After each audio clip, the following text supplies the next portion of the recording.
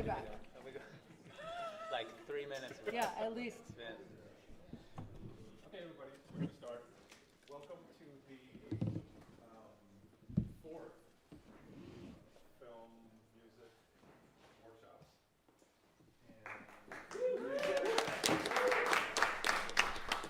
I want to stress that this is a workshop. It's not a beauty show. And everything is in process. And it's about the process. That's what we're here to talk about. And we're here to kind of help develop this language between the two disciplines, film and music. Because I've done a lot of films and I've seen a lot of filmmakers who don't know how to talk about music and composers who don't know how to deal with film. So anyway, with that, we're going to start program with Iskandar. yes, with Christina's quick. So we do it. Yes. So we'll get this recording later? Or Yeah. Yeah. so I don't have to record on my phone? You'll have a recording of this later, or no? Yeah. This is being recorded. Tori, is this being recorded? Yes, it is. Thank you. Okay, Yes. Yeah, you can take a seat. And Hello. Hi. the first composer is Oren. So Oren, why don't you come up and just grab a chair. And watch this first clip. Yeah, thank you, everybody. We have a hard stop at 2:30. I just want to say that. So if you see us rambling, maybe go, time to move on. I want to thank Don for organizing this, and of course to all the participants. It is our fourth, and we must like it because we keep doing them. And I personally, I want to keep doing these collaborations, and I also want to really question the relationship of the process of how music and film have always, been part of each other since silent films. Even when there were silent films, music was played live to accommodate film. So music has always kind of been, to me, an emotional addition to what we see visually. And so I want us to think about that as we watch these films. And also to think about breaking the stigma of the process itself as in service of. I think that people should think about music from the beginning, not a thing that you add at the end. I just want to come out and say that from the very early point, because I think it could change how you even shoot a scene if you consider how it sounds. So I'm coming out with that as a framework, but very much looking forward to this. So.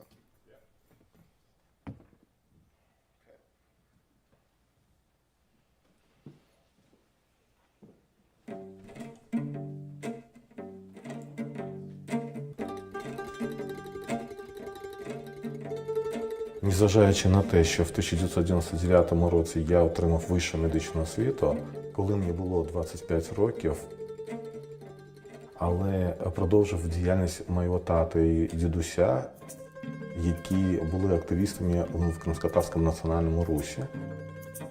І я продовжив це робити. А вже в 34 роки в мене мати говорить: давай, знайди дівчину вже, давай, треба женитися. В нашій родині була подруга там моєї сестри, і вони дуже такі були, часто приходили до нас. І вона говорить: а у нас в КІПУ, тобто в Кримському інженерно-педагогічному університеті, працює одна дівчина. Я впевнена, що вона тобі сподобається. Ну і потім мені залишили номер телефону. На протязі місяця мене мати постійно говорить: так ти дзвонив по тому телефону, номеру? Я говорю: ні, зараз у мене інші проблеми. Мати говорить: ти зателефонуй по тому номеру. Ну, я взяв, набрав. Я говорю: це Зарема? Зарема. Вас Іскандер Борис турбує. І він Вона- очікував, що я Да. скажу так, я знаю Іскандер-Варіг, а я на той час зовсім не мала уявлення, хто такий Іскандер-Варіг, я була дуже зайнята. І я був ще впевнений, що її попередили, що я зателефоную. Тому що мені надали її номер телефону. І вона теж не знала про це. І для мене було так дивно, думаю, що Що я так таке, відреагувала? що це таке. І я спочатку сказав, що ви ж По справах, він англійською зателефонував по мовою справах. там займається, там треба ще всі перекласти. І ми домовились на 26, я думала, що це була така. І тому я приїхав. Ну, далі я скажу, Далі так, як я приїхав. виходжу, і тут мене зустрічає молодий чоловік і з таким букетом роз. Ні, букет роз я Да. дав в машині. Да, ну потім Да. да. машині. Думаю, навіщо мені тут ділова зустріч, навіщо мені тут ці квіти, і що це таке? Було не дуже все зрозуміло, але думаю, ну добре. Скажімо так, ми поїхали до кафе, ми спілкувалися, навіть не замітили, як час. Про роботу так і не поспілкувалися. Я думаю, навіщо він мене, скажімо так, запросив на цю зустріч, але про роботу нічого не я чекаю вже, коли він почне казати, що треба щось там перекладати, якісь там документи або щось, але потім вже, повертаючись до автівки, ми підходимо, він залишив за вуглом, скажімо, від кафе автівку, і я бачу щось таке скло розбите, я сідаю в автівку і кажу, у вас тут щось, якісь кусочки скла, і ми розуміємо, що я зрозуміла, що хтось проник до автівки, вкрав портфель Іскандера, документи, там інші речі, які були. А він каже, не звертай увагу, це в мене постійний бардак. Творчий, не постійний. Я постійно говорю творчий безпорядок, тому що у мене машина це і офіс в тому числі. І я говорю, ну сідайте та спокійно, зараз я вас відвезу, а сам їду і думаю, перша така зустріч і починається з того. З проблеми. Чому все це? І я на той час теж тако подумала, ну що ж це таке за побачення, да? Перше побачення, перша зустріч, і тут пограбували автівку, щось тут, ну, якось, не знаю, зі знаком мінус. Ну і, скажімо так, добре, поспілкувалися.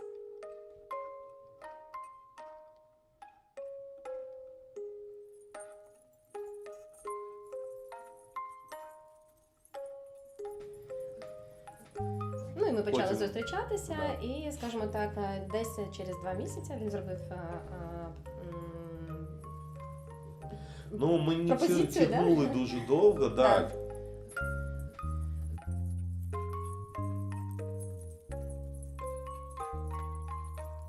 Наше весілля було через 4 місяці після знайомства, і він завжди всім каже, що він зробив собі подарунок на своє 35-річчя, одружившись, і у нас було і весілля, і день народження в один той самий день.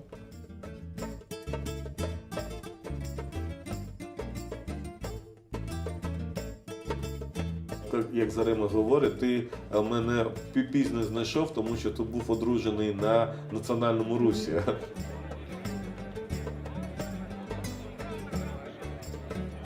І одразу після одруження Зарема стала частиною моєї громадської діяльності.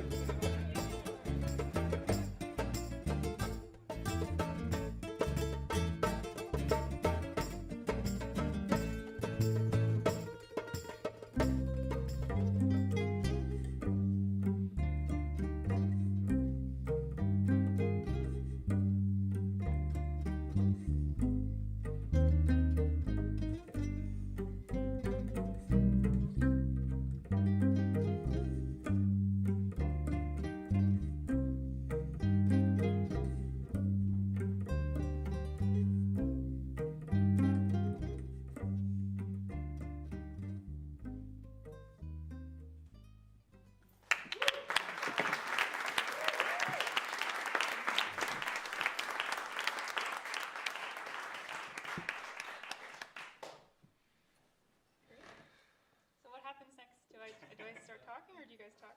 Or- Yeah, you can talk about the process. Can everybody introduce themselves too when they speak? Yeah. Because we haven't actually had. Hi everyone, I'm Christina Passion. I'm the filmmaker. Thank you for coming. Thank you, Lily. I apologize first. We sent an unfinished clip because we hadn't recorded the voiceover, so that's why there's text without voice at the end. But you can see the full finished film now, completely finished. on Tuesday at around 3:30 p.m. So please come. Thank you. Wow, this is really interesting, Oren. Thank you so much. It was really cool to see how the music can really change like the feel as well. And I'm curious because I sent you a clean copy with no music and one with the music, and I'm curious to know like what your process was. Did you listen to the temp music, or did you try to ignore that? And then what inspired you to create this composition? So I'm Oren Nyman. So the process for me, yeah, I watched it at first with nothing. Then I watched once with the temp music just to kind of get an idea, and then never watched it again. I was the first thing I said to Don when he contacted me about the general story of the film, that it was kind of an amazing coincidence. I mean, it's the kind of musical world is one that I live in very frequently. It's a Ukrainian singer that I arrange for and accompany for many, many years. I have another friend who's Tatar, who's a singer, and just play a lot of Eastern European. And so the sonic world kind of immediately, I kind of knew where I wanted to go with it. Aside from that, I guess the only other thing that kind of was a nice coincidence for me is that part with the music box is actually a Ukrainian folk song from a different Ukrainian minority called the Lemko people. Yeah? My family's Lemko. Oh, amazing. So it's something that I have this music box that you can program. I mean, program is a really fancy word. You literally punch holes in a piece of paper and kind of run it through the music box. And I had that because it's something that I use in performance with this singer when we do this song. And it was just like perfect for that moment. Well, I just wanted to say I really appreciate that you did the ethnic component here for the music, because in the film clip we use Crimean Tatar music, and I was hoping for something similar, right? Something true to the ethnic feel. So thank you.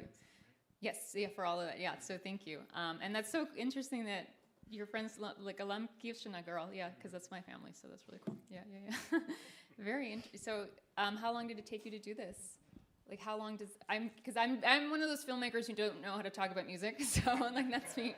I'm curious, like, how long did it take you to really feel it, and then to compose it and to perfect it? Like, what is your whole process with that? So the kind of main batch of ideas, my other restriction for myself was just that it all had to be stuff that I'm actually playing.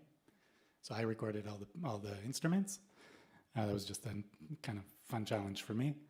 And Don was really helpful in kind of, I did all of it kind of in one pass, and then I sent it to Don, and he had some really helpful feedback for me, and we kind of went back and forth like that twice, I think, and then that was it.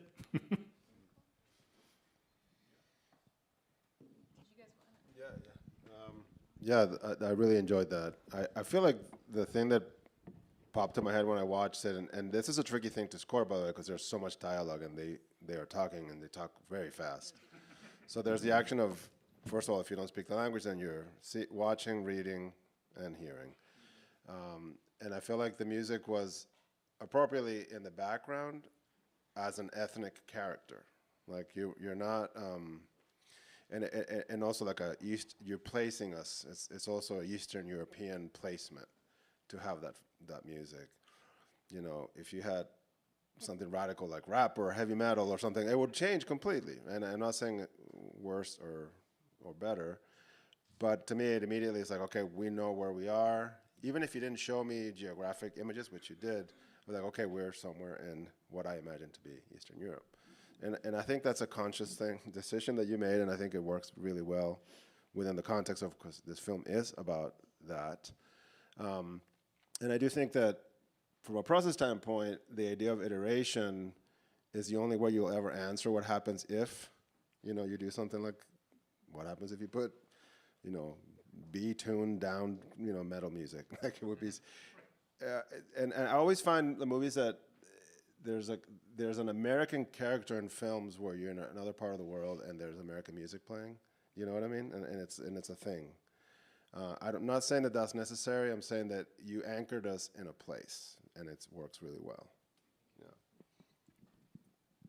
Yeah, I was gonna say place and time. I thought was the first thing that came to mind, obviously, when I first heard the music. But then I really thought about the role of music as something that prepares the audience member for what's to come later, that kind of frames how we should be expecting the material, because it's like, yes, it has these like tones that and textures that immediately put us in that world, but the way it's also executed had a certain like whimsy and lightness to it, which set up perfectly for, even though we're looking at these characters who often just seem kind of straight-faced, we were like, how is this going to be funny at some point? And it was. So you were preparing us to read beyond what we were seeing. And I think that is ultimately the best role of music, when it's not just underlining what you're seeing, that it's doing some background work that is subconsciously kind of helping the audience member be ready for what's next, or not be ready for what's next. Also, the like manipulation or deception is also really good. But I'm curious. So you hand the footage off. This is my first time, sorry, on this panel. So you hand the footage off, and then there's no communication between the two of you. No, Don does it all behind the Oh, that's very interesting. Sometimes there is, sometimes there isn't. It really depends what we have time for.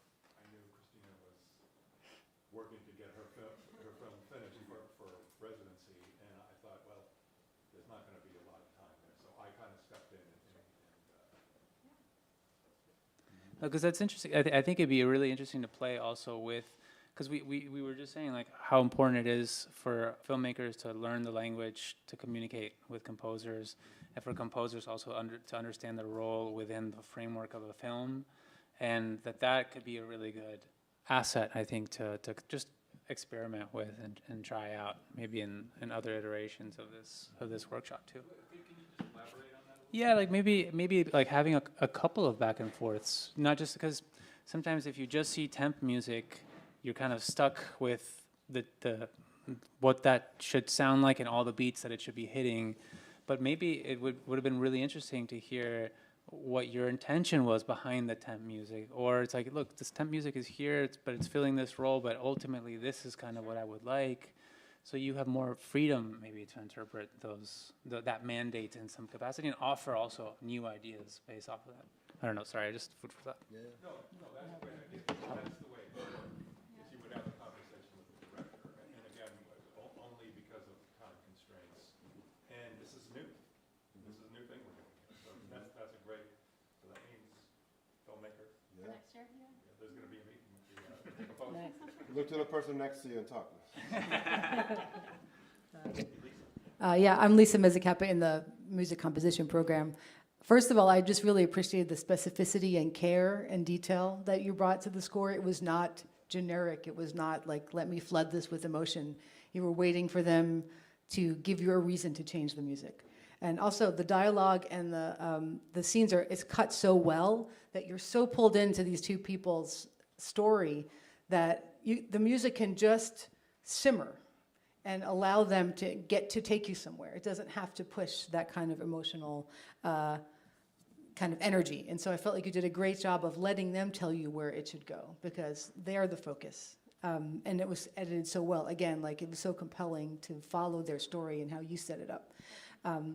So I appreciate that you kind of played it straight and waited for the reason. Why am I adding this? And so things like a wedding scene, or suddenly they're talking about something bigger than this. It's like this domestic, intimate story.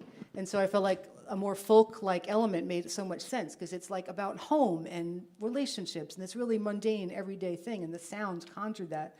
But when it was time to go to like the greater movement they're part of, you brought in more percussion and more layers, and you made it about something bigger. So you also used the orchestration to let us know, like, oh, this is a story about these two people and their home and their fun, but also something bigger. And you hinted at that in this really, I thought, gentle, thoughtful way, which was really cool. I guess that's all I have to say. Yeah, thank you, guys. Yeah, that's really interesting. I'll just jump in. I've had experiences before where the director would say, oh, you're leading. And I thought that was a good thing at the time. I'm leading because I know where we're going. But here, and we talked about this, it's just let the story tell itself, and then find the place for it. That's kind of that was what the strategy was. Yeah, the use of the toy sound maybe was the most dramatic moment. And, you know, if you've read anything about like jazz and the importance of silence and music and things like that, that was that kind of moment where our attention was focused differently. And so music does have a pretty, it can actually be sometimes too powerful in changing people's like, oh, now we're here. I'm not saying that at all here. This was really great, but the awareness of it is important because it is about kind of listening, both with your eyes and what's happening with your ears, because you can really shape the emotions of the viewers. So that moment was really strong for me. It was like when it shifted. Before that, it was just like, you know, so that was wonderful. Thank you. Yeah. We maybe a couple of questions from the audience, but I want to be conscious of the time, and we have 3 more. So. Maybe we should save questions for the end then. Yeah, maybe we should do that. Well, I mean, let's Let's do a couple, and then we'll do if we have time at the end. Yeah. let's see. Anybody Yeah. want to weigh in? I'll just, because you know I know the film well, it really did change. You mentioned there that these stone faces, but it did lighten it and it made it even more, for me, it made it even more sweet. Yeah. It just really helped because, you know, you're listening to the language, which is really foreign to me, so I'm reading to keep up, also trying to check their expressions. But this really moved it, and I don't know if it's, you said you played each instrument, so I also think that, nothing against digital music, but when you're really working with organic instruments and composing and compiling them, also just adds life. So, it's really nice to see that. I've also seen a big assembly of your film, and it's pretty heavy. And so this scene with your music, it provides I don't know what part of the movie, I haven't seen when this enters, but it provides a very lightness that you kind of get a break from the heaviness. And I actually, because I know the characters, was getting emotional thinking about their story and the music adding to that was such a nice little moment to have in your film. So I was getting teary-eyed. Yes, in the back. Rick? I just wanted to say that that was a great job, Lauren, and you know, and just to continue with the idea of it providing a sense of place, it provided a sense of tradition and like very, very deep history. And so it just added this incredible depth, like it's not just now, but and sort of gave a sense, a context of their lives. And so it was amazing. Yes. I'm wondering, Christina, did you feel or notice the pacing change for you in terms of the delivery of their story with this score? Yes, I did feel a pacing change. So in the cut that you will see on Tuesday, this isn't temp music. This is a Crimean Tatar musician who we used his music for this section, and it's faster paced. So it does. You do feel the change, right? And I'd be very curious to know when you guys, after seeing this, and if you watch it on Tuesday, what you think the difference is like for you. So you know, right now I do notice like it's a different pacing. It's faster paced in the film, I think, versus right now. When I watched it before, it was faster. faster. Yeah. So I'd love to know what you guys think then on Tuesday, like which works better. You know, what do you like? Okay. So thank you. Yeah, thank you. Is there anyone else out there? Okay, we're going to move along.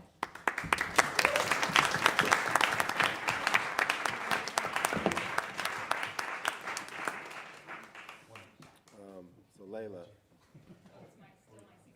Yes. Yeah, we're doing Christina. Do you want to frame this before we play it, or? Yes, let's bring up Jay and Elena. And I'll just say a quick word. Sure. That we had, so Christina and I talked about this a little bit. We were going to hopefully get the composers to talk to each other. And we weren't able to do that. But interestingly enough, the cues, so Jay's got the first part of the clip, the demonstration, basically. And then when we go to the interview with Layla, Elena picked that up. And they're in related keys. So it feels like they're part of the same piece. Emotionally, they do. But then Jay worked in an electronic media, and Elena worked in an orchestral media. So like I said, this is in process. We're trying stuff out. That's part of the process. That's what you do. So let's, and I will say for both of these guys, first time scoring to picture, right? And just to set up the clip, so this is, you just saw the two main characters. They have an activist organization, and the woman we're about to meet, her village was taken over by the Russian military occupation forces. They abducted her, trying to convince her to join their side. It was through Zarema and Eskander's activism work that she was freed and she was able to escape. So we're setting up the scene of like her village being taken over and what happened to her.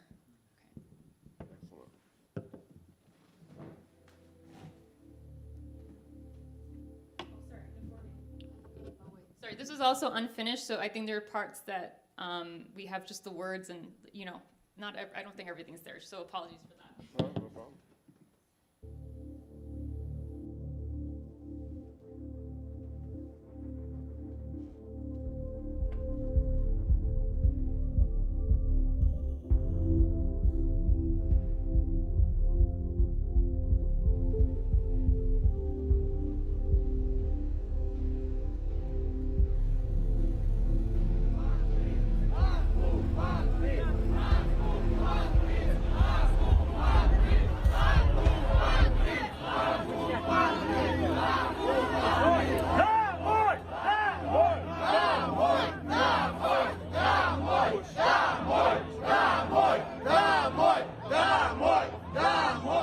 Кожного разу після мітингу приходила і говорила, що завтра знов о 12 на тому ж місці.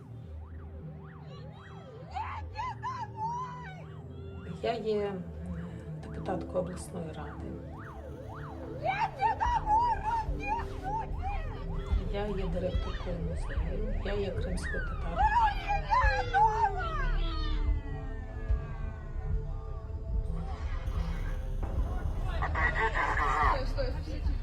Отошли от машины, все быстро.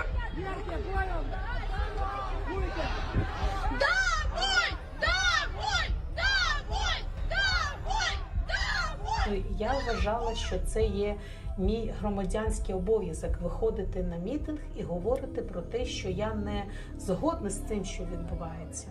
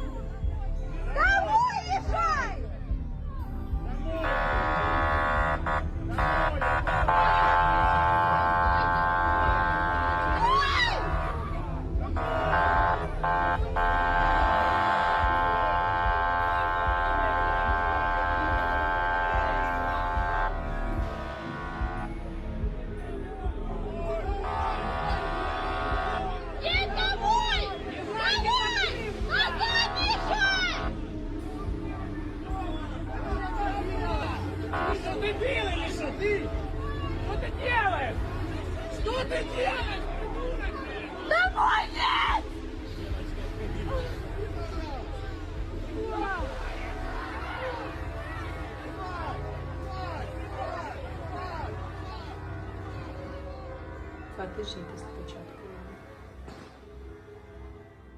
11 березня вранці прийшли до нас військові. Мені здається, 8 військових в балаклавах, з автоматами, з таким великим щитом. Перший заходив. І вони десь 40 хвилин в нашій будівлі знаходилися, обшукали і горищі, і підвал, і всі кімнати. Дали команду віддати всі гаджети, всі телефони. Ну і потім, коли все це вже обшукали, спитали, хто така Лейла Ібрагімова, дивлячись на мене. Я так розумію, що вони розуміли, куди йдуть, за ким йдуть і хто я, але ставили таке питання. Коли сказала, що це я, то вони дали команду одягатися, взяти паспорт і йти за ними. Донька дуже злякалася і вона почала кричати. Коли я виходила з дому, то ми переглянулися з донькою, і єдине, що я встигла їй сказати, біги до мера. І все, і з цим я вийшла з дому. Коли ми вийшли вже на вулицю, то чекали 2 автівки. В одну з них мене посадили, потім натягли мішок на голову. Сказали, що так має бути. І потім дуже швидко поїхали. Я ще сподівалася, що я буду розуміти, куди ми їдемо, тому що я дуже добре знаю своє місто. Але вони їхали дуже швидко і дуже заплутано. Коли ми приїхали до того приміщення, в мене дуже тремтіли руки. І в якийсь час вони мені запропонували воду. Я зголосилася, але поки вони цю воду мені несли, я подумала, що мало, яка то вода. І тому так донесла до губ і поставила, тому що я боялася, може там щось налито. І потім я так розуміла, що я маю якось зосередитися, щоб вони не бачили, що я боюся. Але я боялася. Я не розуміла, що зі мною буде.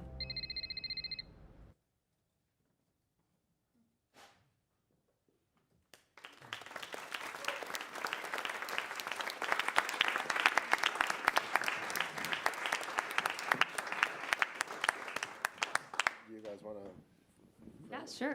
I did not notice the difference in musician changes. So like, there you go. You guys really, I think it really flowed together really well. So congratulations on that. Yeah. Really, really interesting and really great. I really like that it never takes away from the character and what she's saying, right? And the protest videos, I think it complements that pretty well. So I'd just love to hear more about your process, please, then for both of you, how that would inspired you and how you went about it. I described by music my feeling, which I received, which I felt when I watched this movie. So I just describe what I feel by music. And you could understand her. Yeah, so yeah, you I could can. like feel that as well. Like, As my first scoring project, it was just a lot of fun to do. I tried to take your sample audio track and, as Don and I talked about, kind of not take literally what you did, but try to get behind what I thought you were trying to say by putting it in those places. So I'll say the one thing that I kind of did get from your taking cues from you was the pulse, like the heartbeat idea. And I tried to use that selectively in certain parts to build tension. But I think more than trying to make it feel overtly scary at any point, even though it was a very scary situation, I kind of opted to, I don't know, I kind of did these more like Twin Peaks style chords on my Juno synthesizer, and almost made it feel in my mind more like highlighting the tragedy of it all than trying to be scary about it. So It was interesting that both of you picked up on the heartbeat thing, because you'd put it in the basses, the little pulse, the heart, boom, boom, boom. And that kept out through the whole thing. And I will say one thing about what you did, Jay. If you took it away, you'd know it wasn't there right now, because it just really just kind of filled out that. Because that scene with the hands on the truck is just so powerful. Yeah. With the siren in that part was really interesting to try to sync stuff up with. And also, to be fair, this was the first time I had heard both of our work sing together. So even seeing the scene point was like, wow, because I was okay. like, oh, are they going to switch to the new music? And then I realized it's all the same. Like, it works really well. It's the same scene. Yeah, okay. Yeah, I thought the two blended beautifully together. I think I want to pick up on the heartbeat thing, but what you said, Don, which is, in some ways, this is to me, it's more sound design, because it kind of it's invisible when it needs to be, and it's present also when it needs to be. And the heartbeat thing was immediate, and there's been great studies made about you can actually change an audience's heartbeat. Like we lock in to what's happening. Whether you notice it or not, that is a powerful thing that is kind of invisible. You don't know it unless you actually measure it. You go, oh, actually, all these beats are going up or down, which is a beautiful thing. And I felt that kind of like it's there, not there. It could be the truck, actually. It could be the truck humming. Oh, no, it's actually a tone. But that unknowing was what made it really interesting. And like the horn, it could have been you hitting, but it was really the truck playing it, and so you were kind of collaborating in a way. And I also thought the instrumentation of it felt like an oboe or something. Was it an oboe? Yeah. It also, it has a kind of a humanistic tone to it, and I really appreciate how those things worked. Yeah, I think you kind of stole what I was going to say, okay. because the moment that I was like, wow, this is really fascinating, is that moment in the protest where they're trying to stop this tank and you hear the sirens, and because I think like a good composer, film composer needs to know a lot about film, not just about music, right? And understand that sound design and music are like partners in crime in a film, and that when one blends into the other and they're indistinguishable, and you mentioned Twin Peaks, which I think is a great example of that, then you're creating much more than just music. You're creating an atmosphere, like you're creating a feeling, and that's, I think, like that's intelligent composing, and I think that should come from the conversations between the director and the composer, where you're trying to understand what that atmosphere should be, and it probably shouldn't be wall to wall. It's like which moments, why, how, and then that you guys bring in, your wealth of intelligence and resources to see how you can achieve that. So that I thought was really well done, and my heart rate was definitely like, so kudos to you both. Yeah, I think this is, in the couple of conversations I had with Don about things not being overly one-to-one about things. And so I personally tried to focus more than watching any specific moment on just capturing the mood, atmosphere of the whole thing. And I actually think I just took like 3 or 4 passes at it on the synth, and then I just went back and kind of moved them around the timeline in ways that felt natural. Yeah, I feel like the way you set it up, Jay, it was really interesting for me it felt like there was an amorphous quality to the form, and I think that kind of, for me, is like fear is about not knowing what's going to happen. And there's so much fear that you're experiencing for these people in that moment. And like if it was something that was really structured or had a really clear beginning, middle, and end, it would have taken us somewhere. But the whole point is that we have no idea what's going to happen. And the fact that your sound design is like morphing in ways that we can't predict, the unpredictability of the sound. And also, not knowing, is that the truck making that sound? Is that, So you really conjure that without pushing us toward a thing, I thought. And then, yes, the way that you didn't realize it, Elena, but carried on that and humanized it with the sound of strings and the double reed. It was kind of extraordinary handoff.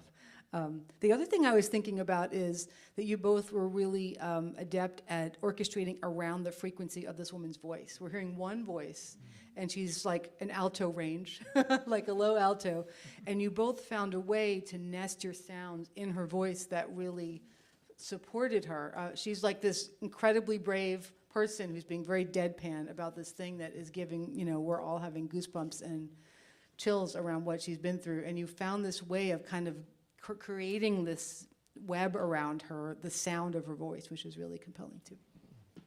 Yeah, I will say something else that was really effective was the demonstration, which is the large scale, and then the way that Elena took us in that descending line into the individual, and the effect on the individual was really powerful. That da, da, da, da, da, really, that really worked. Do you want? Thank you so much. Yeah. Oh, anyway, wait. Anyone want to say anything? Question? Yes. Yeah, Alex. We're talking about evoking a sense of place, but I thought immediately this evoked a kind of sense of scale. These giant foreboding, not foreboding, giant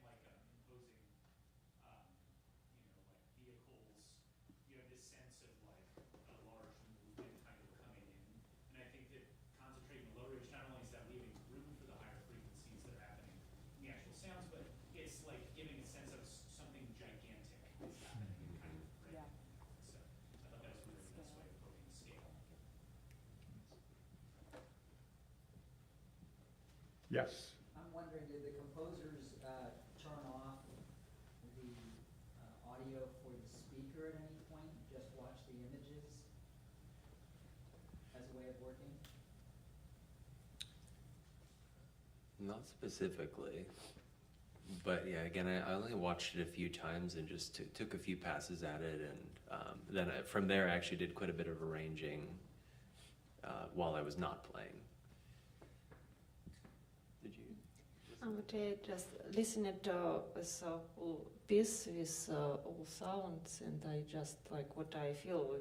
That's the exact moment, and so I just write it as music, just like what I see, and I write immediately by my feeling. I guess that's a no. Anyone else? Yes. I'm curious if the composers found the reference music inspirational, and was at any point the reference music distracting to your own creative process of making sure that you come up with something that matches but is also original? It's like it's original. It's like like emotion. I describe emotions which I feel when I look. That's a really good question, and I think I tried to again like think about what you meant by it more than what the literal thing was, and also from doing enough collaboration in your life, I think we're always thinking like, how can I leverage what this person does best and like express to them what I'm looking for without saying too much that might kind of blunt what they would do otherwise. There's like a sweet spot in there, and so I'm kind of looking for that spot. So I kind of figured you wanted me to do my thing in some sense, so just trying to find that halfway. Okay. Thanks.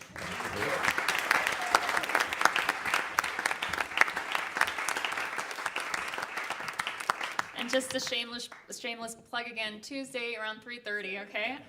All the subtitles are corrected now. Everything's been cut properly, so please come. Thank you.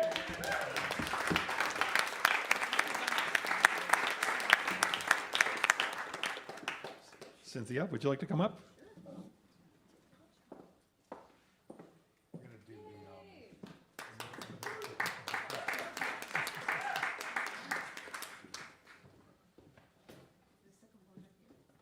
Yes. Brendan, I'm afraid you're going to have to come up on stage.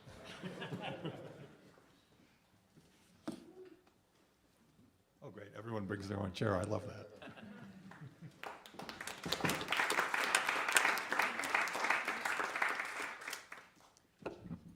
This is really interesting. I'm showing two clips. I didn't even know this was a surprise, a very nice surprise, because I didn't know that this one clip had been scored.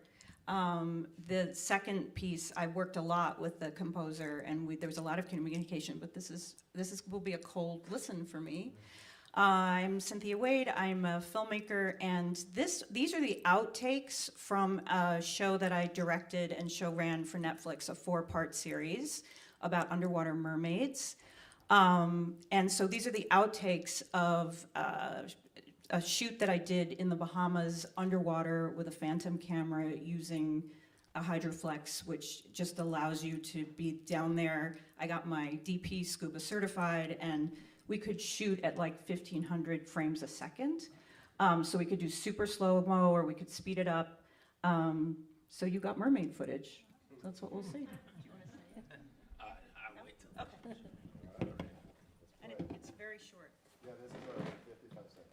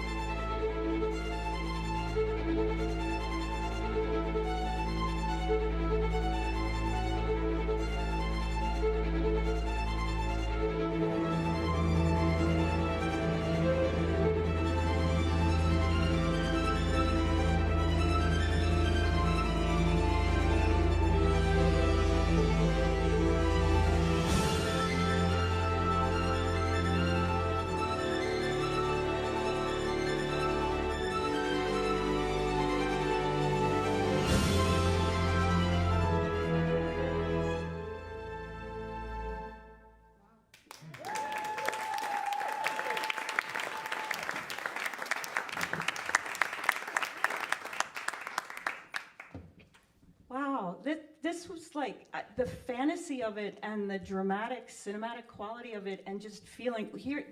The premise of this show is that on land, our main characters are struggling with their bills, and they've got jobs like being waitresses and waiters and broken down cars, and life is hard, and they're really othered. They're really on the fringes of society. But when they're in the water, when they're in the ocean, when they are mermaids, it's a fantastical experience, and it's a beautiful existence, and they feel so happy just being underwater, and it's completely captured in this sort of magical world.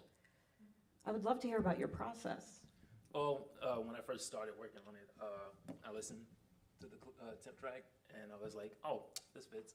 And I'm a classically trained musician, so this kind of orchestration is something that I'm like familiar with. I've been familiar with it for like over a decade, so this is like second nature for me. But originally, what I wanted to do was something subtle, but I was like, this reminds me of the trailers you see in like movies. And I'd never done anything like that personally as a composer, so I wanted to like test it out. Yeah, the strings and yeah.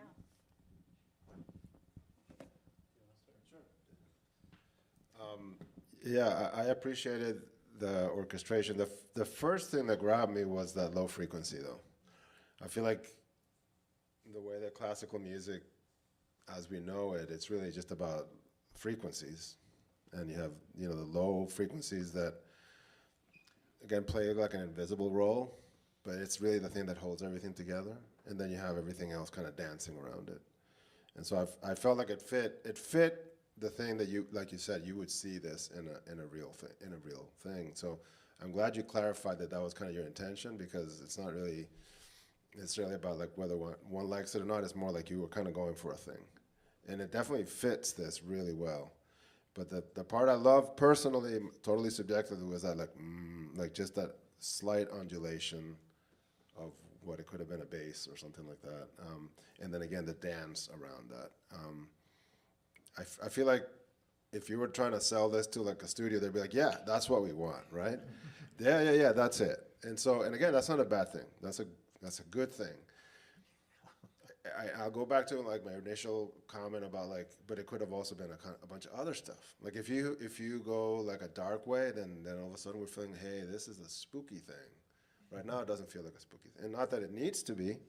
So I feel like if we want to talk about the idea of process, it is really about fulfilling intentions, and the power that we have to control visual and sound is like what gets us to those intentions. So I love what you did. I love can you tell me about how you did that frequency? Is it just the bass? What is it? Well, I had the bass and the cellos doubled. Double up, yeah. Yeah. So you have that kind of out of phase oscillation, right? Yeah. And then sometimes what I would do is that I would have like a fifth in the cello to kind of have like that reinforcement in the bass. So. Yeah. So again, if you're not familiar with music, it's a kind of thing that is invisible, but you feel, and it is about tonally things kind of are harmonizing, but not quite. So it really is about imperfection, which is also a really important thing in my view. Well, good job. I mean, this is really cool. This is really cool. What I felt was a sense of grandeur, a sense of elegance, obviously a sense of movement, which comes from the imagery and the way that you scored it. I couldn't help but think this would make a killer trailer. That's exactly what I was kind of going for. Yeah. I was thinking like a trailer. So then you nailed your intention. Yeah, you nailed your intention. Build and then that release. Absolutely. I do think if I were to think about something that I would have wanted to hear a little bit more is maybe the translation of like water into the orchestration, you know, because I feel like this trailer the music could have also applied to like horseback riding, like and people chasing each other, you know, as well. Like all I'm saying is the specificity of the image could also inform the choices of orchestration, maybe. But maybe that is also my completely ignorant, you know, I'm not as, you know, versed in music, so I'm like, I don't know, maybe when I think of music, I might think of a vibraphone or something more reflective, and maybe that's kind of obvious. So I don't know if, you know, maybe I'm I'm not saying the right thing here, but what I had said is the intention that you had, you nailed it. I think it's really great, and then I think the film itself does lend itself to a kind of trailer feeling, and so you nailed it. I think you got what you wanted, and it really works. I wanted to see the rest of the show, so for me it really worked. Thank you. Yeah, I mean, to amplify what everyone's saying, it was clear what you were going for, and it was so successful, absolutely. But it also made me think about, like, I would love to see you do 5 more with, like, a one-word prompt, like ironic. What would that one look like? Or, bittersweet. Because it has, like you went for, like, down the middle kind of emotional thing. Like, we're assuming this is about wonder and awe and beauty, and that's great. It totally conveyed, but also maybe there are other things under the surface of the show, and you wouldn't have known this. But with some little prompt or some collaboration, there could have been other things brought out. Like, maybe we would have read that, the low fifths as, like, an undertone of discontent, but there would have been some other orchestration that could have complicated the unadulterated prettiness and flowingness and beauty of the people and things like that if we knew something else. So it would be kind of fun to imagine, like, what is the dark comedy version of this? What is the, path not taken version or things like that? Just because it'd be a fun exercise because it's so short, but really well done. I would say, I think what you said, Tomas, is apt. It's the freedom of movement that's why horseback riding seems like it as well. And it seemed to fall in with what you were thinking, Cynthia, where they're free when they're in the water. And so I think that's the first instinct. And then something else that comes from up here. It doesn't really come from what we're seeing, which is really interesting. And I think you did nail what's up there on the screen. Yeah. Anyone? Yes. I would like to know, so this is very different from the others in the sense that there's no audio. There's no audio, there's no one talking, and so you are really building the entire soundscape for this moment, which feels like a trailer without music anyway because it doesn't have audio, doesn't have anyone speaking. So how do you,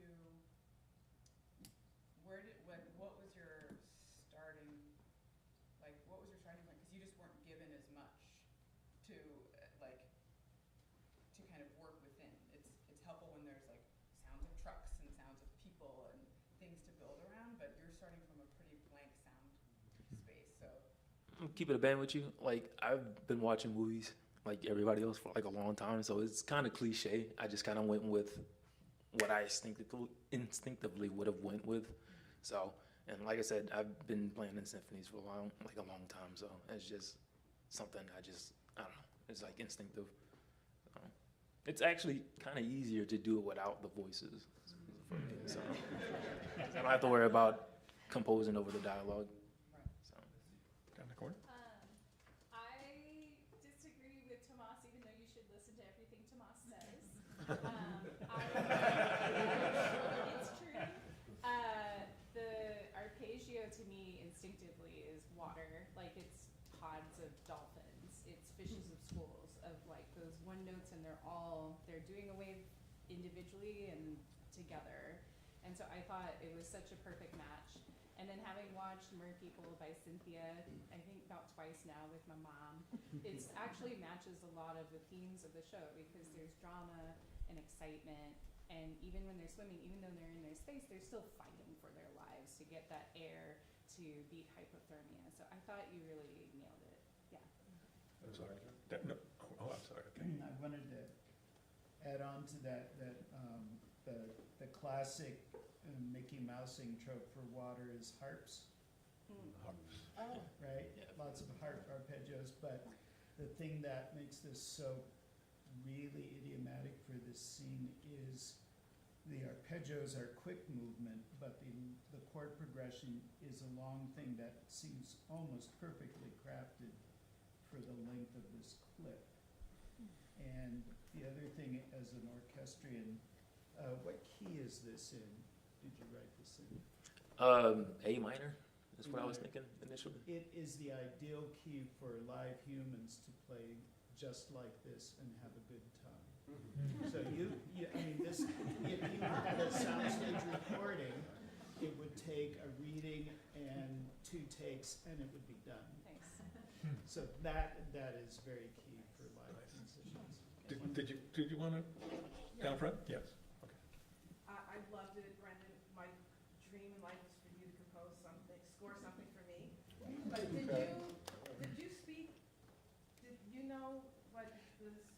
No, I wanted to, but I was just talking with Dina Cola, and I was like, you know what, I got this. I think she'll like it. So. I asked that question because you nailed, like you really, you were saying when they're above ground, it's a struggle, but when they're in the water, they're free, and you really just brought all of that to the surface, no pun intended. So congratulations. Thank you. And I meant that. I want you to score for me. Yes, Brian. I think it's fantastic what you both did, and I wanted to add to what everyone said that having watched a lot of Netflix shows, and it seems like it's also in dialogue with what Netflix is bringing to the mix. Like I watched Chef's Table, and it seems like without ripping that off, it's like in part of that continuum in a really fantastic way. So. Yeah, all they're missing is just that Netflix logo that comes out with it. Yes.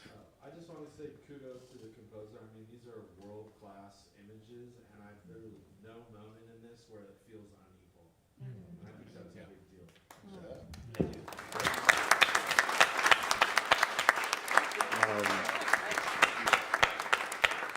I totally agree. I want to kind of respond to what Kira said, which is there is no formula.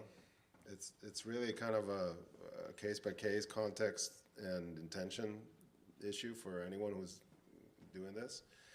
And I also want to just, because we have been talking about process, is the idea of systems. Like when you're composing, the idea that you could invisibly set like a sound for a character, and it might be hidden in a classically composed piece, but it might be that every time this character comes in, it's an oboe or something, and that's a really fun process thing to do, and it kind of takes a little bit of bias out of making things, because you're like, let me see if I can apply this system, and it's like, hey, it's going to sound like an oboe every time that thing is there. As an example, you know what I mean? I'm just sort of saying, as anyone who's ever wanted to try something and you're not really sure how to get into it, think about a system, and then you don't have to overthink it. You're like, let's see if that works. Let's see what happens if I do that. That's been an exercise that I've used, and it really is. It's kind of cool. It's like systems design, both visual and sound, is something to think about if you don't want to put your bias onto something, because all of a sudden it's a system that's driving what colors it. Anyway, I don't know, that popped Yeah, in music we call it serializing. Serializing, yeah, Mapping there you go. some parameters ahead of time and then letting it flow. And let's see, exactly, So just that's kind of let the language system to play out, and then translate. and then changing the system if it doesn't work. Or Yeah, letting your taste take over, right? Exactly. That's great. Yes. This is more maybe like a pedagogical question, but I'm wondering for the musicians, when you might approach using a synchronous sound or something, like trying to challenge the visuals versus support them. Yeah, that's good.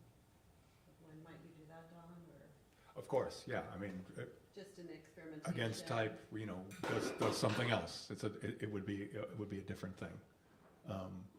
But it is, as I think Tomas said. I mean, there's many different. Or no, it was Lisa saying you could do an ironic thing. You could do this thing. You could playing against type is definitely a possibility.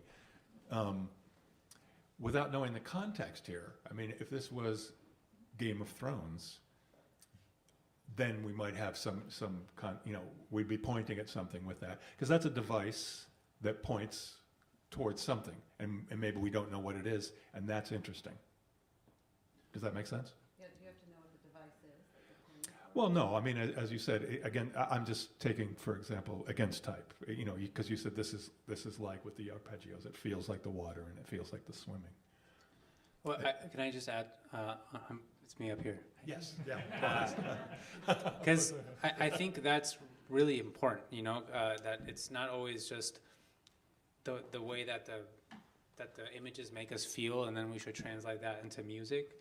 I think that's why I think it'd be really interesting to see what would happen if the director of the piece gave a prompt to the composer and could say, for example, what Emily was suggesting is like, surprise me with a counterpoint, because this scene is happy on the outside, but it's like the antechamber of a very tragic moment.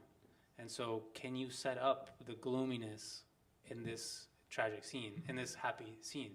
And then it'd be very interesting to see what the composers would bring to the table with a little bit of direction, because our job is to give direction. Yeah. And then the composers are there to suggest and challenge and bring all of the rich musicality to that, so that it works within the framework of a film, so that you don't have all the elements pointing always in the same direction, but kind of creating like a tapestry that creates something larger than all the parts on their own.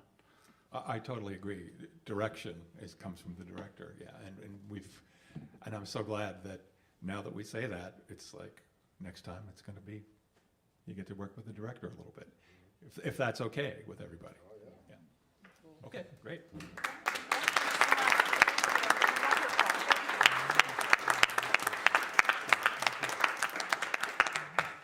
We're going to bring Sarah. Sarah? We have to get Sarah the chair.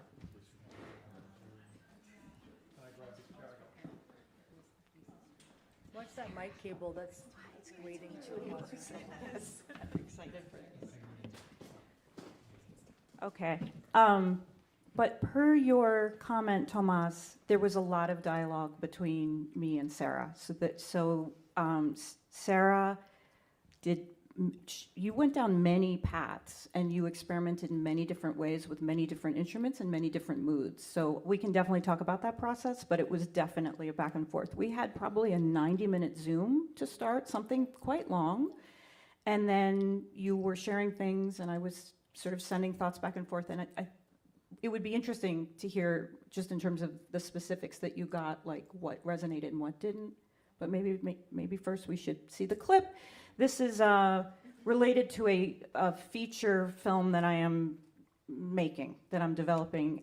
It takes place at a Shaker village in Western Massachusetts. The Shakers were celibate, and so men and women were totally separate. And over time, there are only 3 Shakers left in the world, 3 individuals. In the mid-1800s, there were 8,000.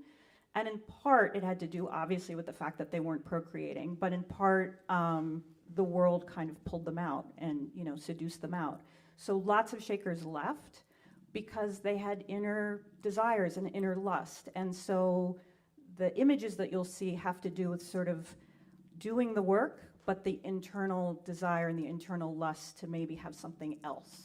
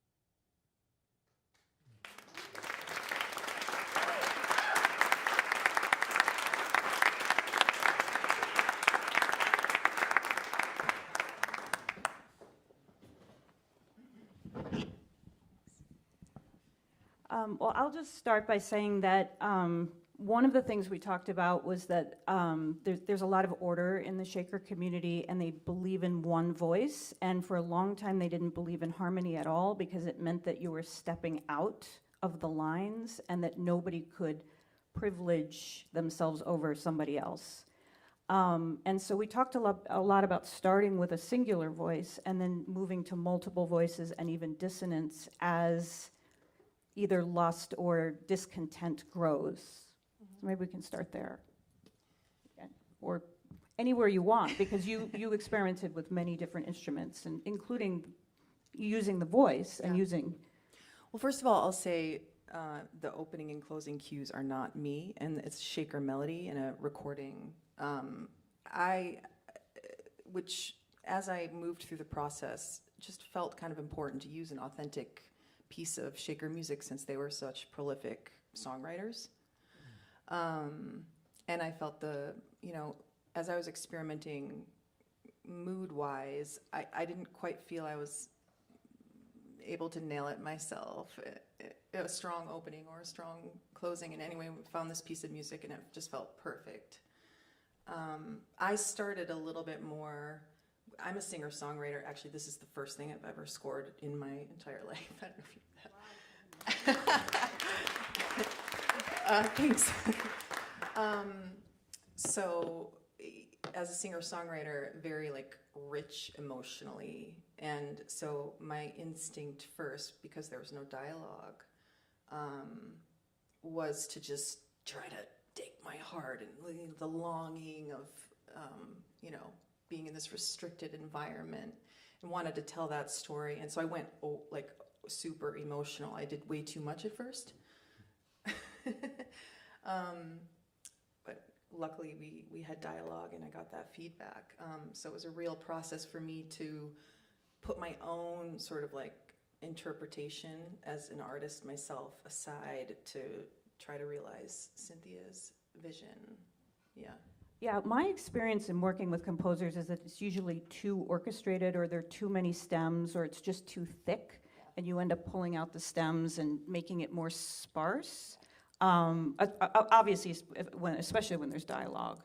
But in this case, I remember one of your first passes, there was very heavy music in that drone shot, and to the point of leading, I said to Sarah, I said, don't tell the audience how to feel. Pull that out. Let's just hear natural sounds to start, and let's get into it more gradually. Yeah, I think, and my approach, we had this long conversation and, spoke about Cynthia's ideas, but then once I took my first pass at it, which was, just pulling it up in Logic and sitting at the piano and I just, sort of communed with your stunning footage. I just did an improvisational pass, and then I feel like I just had to kind of go with my instincts first, which was sort of in a way maybe that was a waste of time, but but yeah, I had to sort of let my heart do what it wanted to do, and then luckily had enough feedback and guidance from Don in terms of stripping stuff away, and yeah, I don't remember if I answered the question. Yeah, it's beautiful. You guys kind of took what I was going to say away, which is this idea of process that is additive and then reductive is actually a really good way to work. How much can you take away and it still holds? That's actually kind of like what Paul Kowalski was saying, reduce it to a couple of words. It's actually very much applies to here too. If it holds, then you're kind of hitting it. The word I would use is sensorial. The breathing. I kept wanting to turn wait, who's breathing? If I was directing this, I would say, can you investigate that more? Because it plays into a sensorial. It started to go into sound design, and I think you mentioned the nature sounds. I think too that an experiment here would be to kind of weave that in and out, so that the music feels like it's kind of imaginative, but also there. I mean, that's where the places where I kind of felt the most immersed was if you allow me to not know exactly where I am, that's the tone that I wanted to go to subjectively. But yeah, the breathing kind of like really like put a presence in the whole thing, which I think is there. And Cynthia, correct me if I'm wrong. I like to tell this story every time. Are Shakers Quakers that shake? Yes. That's amazing. I love that they're Quakers. And I have friends that are Quakers, and I've been to a couple of funerals where it's really not about talking. It's about talking when the Spirit moves you to talk. And I was like, I want to be a Quaker. And then the idea that the Shakers have this passion for music, and to me it's incredible. Like, I want to know more. And I think that could really play a role in your decision making as to how you score this in the long run, because I know you want to make this film. It was beautiful. I really loved it. Thanks. Yeah, just hopping on the bandwagon of praise. I think it was really, really well done. I'll just stick to the point that I was thinking about or feeling more than thinking, is the value of silence and how much confidence it takes for a musician to include silence as part of their composition. Because, I think sometimes, the instinct is like more is better, because we need, like what Cynthia was saying, is like, we need to make sure the audience gets this emotion. But sometimes it's like, let the audience have their own space to let that emotion sink in, and then you make them active, not a passive, like getting blasted at with emotion. You're actually just letting it simmer within them so that it comes up within themselves. And I think that's very artful, and especially very much fitting this piece in particular, where this world is populated by silence a lot. So I think silence makes us hypersensitive to detail. And so then when you introduce sounds, each sound carries much more importance than if it was like, 100 different things happening at the same time. And in a story about longing, with silence, you also long for the next note. And so I just wanted to praise those decisions, and I think that is a really beautiful, fruit of this collaboration between the two of you. Thanks. Yeah, I just feel like, just from that short clip, just drunk from the imagery, and it was just it's the word that comes to mind is just sensual, in the sense of the senses being activated so much, and not getting in the way of that just seems so important. And I think you did such a gorgeous job of that. So yeah, so just to a lot of the things that people are already saying, like the idea of restraint, but also like the abundance of nature. There's like this combination of restraint and control and absence in what we're seeing, but also this like the infiniteness of nature and all this abundance and discovery, but also control. And I felt like the imagery was doing that. And there's something about the sensual quality of the images that makes you also think like it's also the sonic quality of the music. It's the actual sound, not just the score. And so the fact that there was all this reverb on the Shaker melody in the beginning, that is like, that reverb is doing the same thing as like the flower. It's like calling attention to texture and sensuality and experience, like lived experience, like in that moment. And then later the piano, the way it's mic'd, you can hear the hammers stopping. It's actually a really good sample. Sorry. But it's the right one, You could have picked this washy thing, and we heard the piano in the hall, but no, suddenly the piano's really close, and you feel like those hammers on the string are like the fingers in the flower, and like the toes on the wooden boards. And so it's like it's teaching you how to listen to it and how to watch it, and the pacing of the cuts, and like how much space you're using, and you're teaching us to listen more closely. And so it gives me kind of goosebumps, because it was so effective for that. Besides the content, it was that kind of patience with the materials. So thank you. Thanks. I think there's one thing that really cries out for me, and that is a really talented Foley artist to do the sweep and the foot and the wiping away of the flower. Or that sound could be amazing. I mean, just getting the sound of the finger and the flower could be really incredible. And the water at the end. You're imagining it so Yeah, much, yeah, right? well, you can, but I'm just saying. You want to imagine it? Foley artist doesn't get the gig, that's all. Yes? I have a question for Cynthia. Because I had to go through this process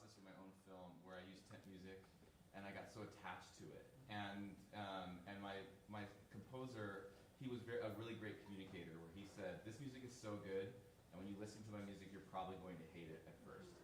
And it actually allowed me to kind of grieve my temp music before I even listened to the composition, right? And so I just am wondering, like, what is your process, or how do you, because I've seen both of these films with different music, and so how do you navigate the newness, and what's the best approach to like putting temp music in, and should you choose temp music that's really, really great, and then you have to get attached to it, and like how do you get through that process? I mean, I think there's lots of times that I've grieved killing the temp music, and like really grieved it. But the more that you listen to the new thing, the more you can become attached to it. And I do think for us it was a process. But one of the things I really appreciate about this score is there are chapters to it, because something ends and then something starts and begins. And I loved that because we were in different spaces, and that didn't exist in the music before at all. So I really appreciated that. But yes, I think every filmmaker often gets like super attached, and then the executives get attached, and it's really hard on the composer, because the composer doesn't want to just pump out something that sounds like the temp music. They want to do their own score. So I feel like that's always a tricky conversation, but I feel like we got there, and the chapter quality of it was brand new. We talk about that as composers, call it temp love, and in my experience, to get somebody to replace the temp with something that's really designed specifically for what your film is, wins in the end. Not every time, but I think in a month, if you were to stay with this, and then you go back to the temp and go, well, or maybe not, but I'd be out of work, if it were just the temp tracks all the time. But I understand it, because I've encountered it. It's a real thing. Can I ask a follow-up question for composers? Like, do you prefer, like, I think this question's already asked beforehand, like, because I want to make the process smooth, right? So if I should cut without temp music and getting attached, I've come from music video background, so I want music first all the time. But like, should I be practicing in a way, and maybe filmmakers can answer this question, like, should we be practicing in a way to allow the freedom to have the composers have a blank slate to actually work? Is that am I being unreasonable to myself to change the way I like things and make things better? I think that's up to every individual filmmaker, really. Yeah. Although I will say, I think music is often a crutch in editing. Yeah. When you feel crappy about, or you're just like, oh, this transition doesn't work, you put in music and you automatically feel better, and it doesn't make for the best editing. Yeah. That's true. Well, yes. Hi, I think I love that. I actually can't even remember if it had audio on it before, when we saw it before, but I think that some of the things that you guys have already mentioned just deserve an extra statement. Like the fact that the music feels so narrative, even though, and that might be partly because there's a voice component, but the chapterization I think works so well, and it feels like it's really marrying to a story and like elevating the footage into a place where you can start to put together some sort of story, and it isn't just like beautiful images. And then I also think what you had said about designing the music to the piece is so important, and like especially in a moving image where it's like we're working together. Like the way that the score was designed to like stop at exactly the right times and be quiet at exactly the right times and bring in the more naturalistic sounds at the right times just felt super smart, and really like well designed. Thanks. Way in the back, is that Rob? Yeah, I wanted to say something about the textures too. Having the single voice, which is like deeply shaker, right? In working on the bread and then watching the flour, the melody's sort of made and then brushed away, then the many notes, the chords during the moving bodies, and then when the broom comes in, suddenly, for me, the most brilliant thing was the single note sort of descending arpeggios, because intellectually I could make connections to what we've been seeing, but it was sort of like my body felt this deep connection of the dust in the air to the moving bodies, to the flower moving away, which sort of transcends this intellectual thought about identifying a body with the dust. And that was really stunning. Thanks, Rob. Yes.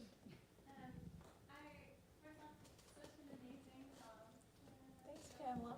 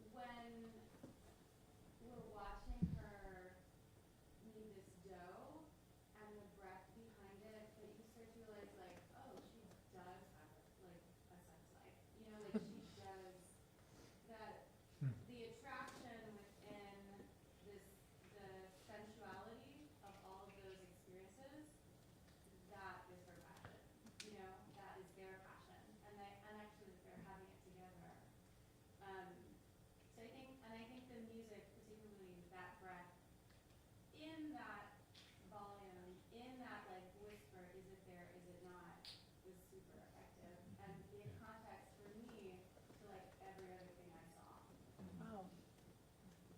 Thank you. Thanks. Hi, I really appreciate what you said about the music not telling you how to feel.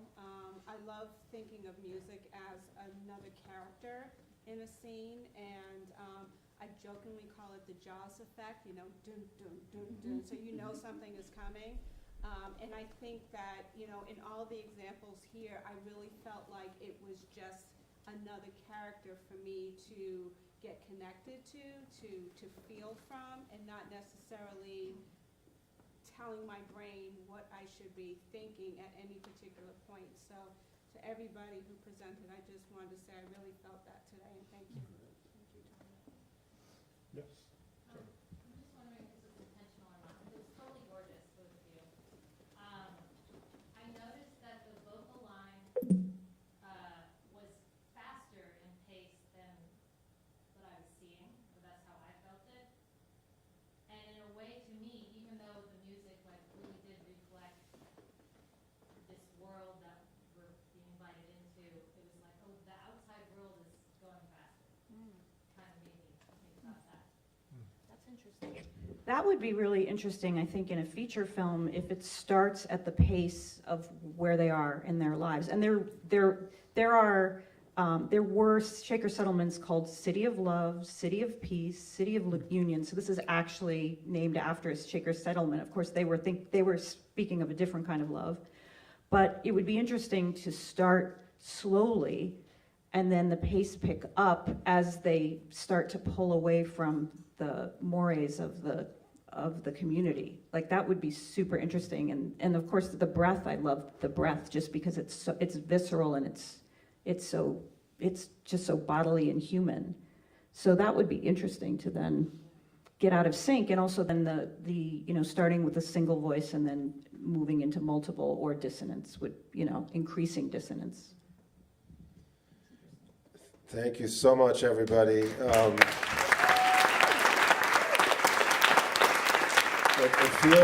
It feels like we should keep doing these, right? I think so, yeah.